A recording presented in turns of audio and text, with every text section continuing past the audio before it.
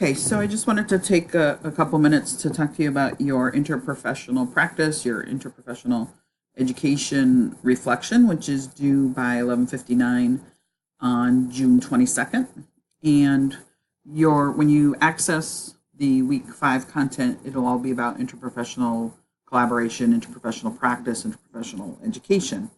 And as I described on your syllabus, the World Health Organization defines interprofessional education or interprofessional practice as when students from two or more professions learn about, from, and with each other to enable effective collaboration and improve health outcomes.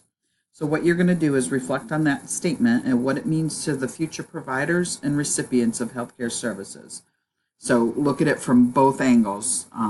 What does interprofessional collaboration, interprofessional education mean to the people who receive healthcare? And then what does it mean to the people who give healthcare services? Write a 2 to 3 page reflection on what you believe it means as both a giver and receiver of services. You should have references. Don't do this until you've accessed all of the content, all of the information that is going to be included in the week 5 section of the Plato course. Just looking for reflection, just discuss what do those topics mean. Now, it should come from a scholarly place, so there should be references. It should be, this is still a scholarly paper.